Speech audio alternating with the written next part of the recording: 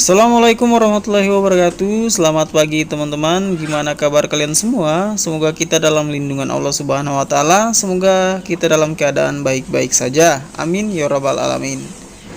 Oke, seperti biasa pada pagi hari ini saya akan memberi pakan buat ayam-ayam saya. Pakan yang saya akan berikan yaitu pakan alternatif. Ya, ini teman-teman pakannya sudah jadi setelah 3 hari saya fermentasi. Ya, ini sudah bisa digunakan untuk pakan ayam ya. Jadi campurannya yaitu nasi sisa. Nasi sisa ini saya dapatkan dari rumah makan ya. Oke, kita akan campur secukupnya saja. Ini juga kita akan campur, kita akan buat 2 tempat seperti ini teman-teman ya. Dan ini ayam-ayam saya sudah pada menunggu, sudah pada kelaparan. Ini sudah berkerumun untuk meminta makan ya. Teman-teman, bagaimana puasa kalian hari ini? Semoga lancar ya sampai berbuka nanti di sore hari. Ini saya memberi pakan buat ayam-ayam saya. Pakan yang saya gunakan yaitu pakan alternatif, di mana saya memfermentasikan ampas kelapa ditambah dengan daun kelor, konsentrat dan sedikit jagung giling.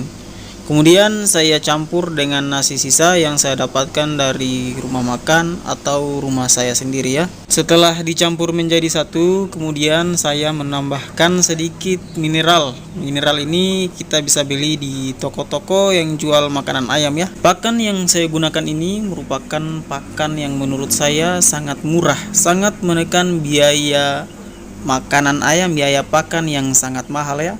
Dimana 1 kilo konsentrat di tempat saya mencapai 13.000 untuk B91, B94 mencapai 13.000 per kilo, 511, 10.000, berbagai macam-macam harga yang sangat mahal ya menurut saya.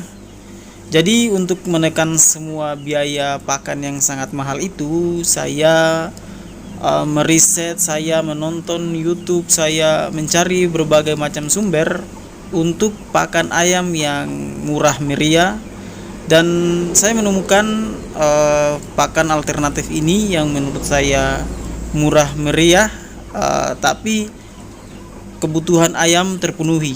Jadi teman-teman bisa lihat di dalam video ini, ayam-ayam saya itu gemuk-gemuk dan telurnya itu banyak-banyak. Telurnya ini saya jual di perkotaan ya, ada yang siap membeli.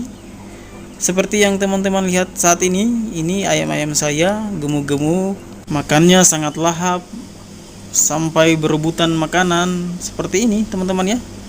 Pakan yang saya gunakan yaitu pakan alternatif seperti ini. Tetapi teman-teman, ayam di bawah usia 1 bulan saya itu menggunakan konsentrat full ya. Ketika ayam sudah 1 bulan ke atas, konsentrat saya campur dengan nasi sisa.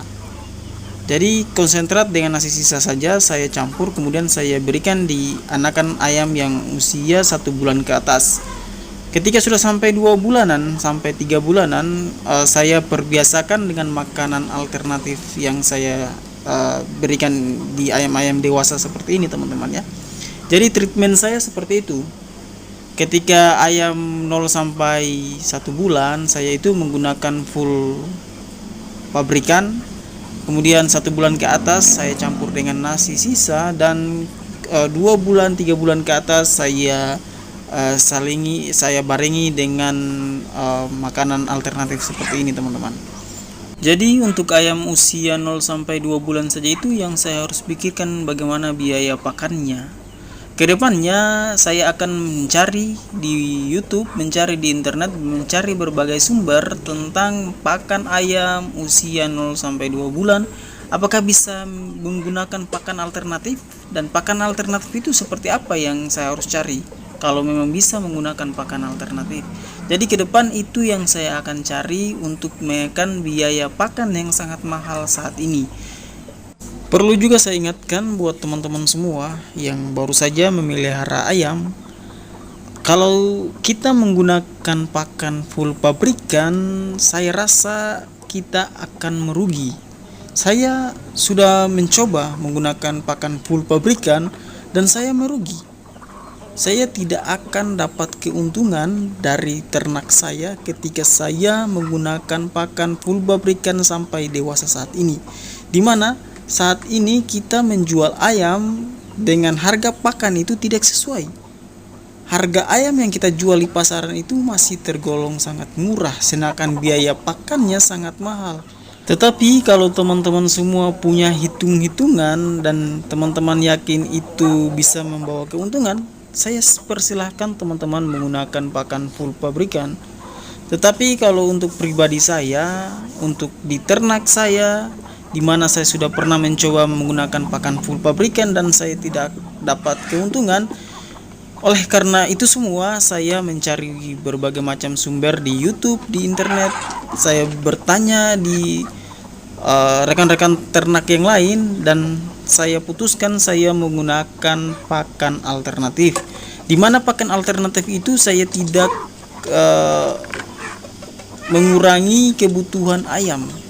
Jadi kebutuhan ayam itu harus kita penuhi. Kalau kita tidak penuhi kebutuhan ayam, ayamnya itu akan kurus, kering, dan kita juga akan merugi. Saya kira seperti itu, tinggal kita putuskan saja seperti apa yang harus kita lakukan untuk peternakan kita ke depannya. Apakah kita menggunakan pakan full pabrikan, apakah kita menggunakan pakan alternatif, semua tergantung daripada kita semua.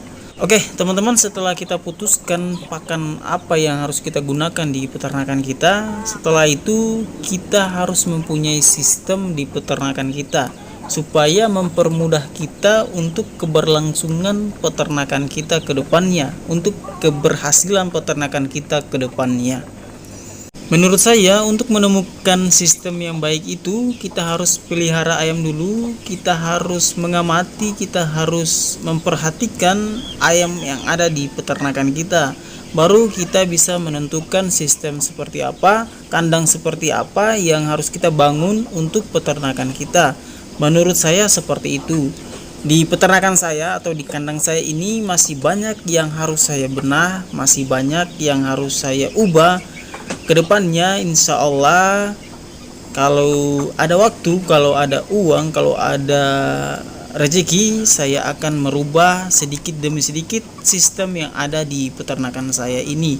Di sini saya masih full umbaran, hanya ayam-ayam kecil saja yang saya pelihara di kandang ya teman-teman, yang saya kurung untuk usia 3 bulan ke atas. Saya lepaskan liar seperti ini, saya umbar, tetapi umbarnya tidak seperti ayam kampung yang pada umumnya ya, karena ini ada batasnya. Jadi kedepannya saya akan rubah sistem ini perlahan-lahan. Ketika saya mempunyai uang sedikit demi sedikit, saya akan rubah ini semua teman-teman. Insya Allah ke depan saya akan berbagi dengan teman-teman semua cara beternak yang baik dan benar. Ketika saya sudah mencoba dulu, saya tahu dulu apakah cara ini berhasil, baru saya berbagi ke teman-teman semua. Mari teman-teman kita saling berbagi informasi tentang dunia peternakan. Semoga kita sukses ke depan barengan atau bersama-sama. Ya mungkin sampai di sini video kali ini. Ini bukan bermaksud menggurui, ini hanya sedikit cerita tentang pengalaman saya. Kalau ada kata-kata yang salah mohon dimaafkan. Sampai jumpa di video berikutnya teman-teman. Terima kasih telah menonton video ini.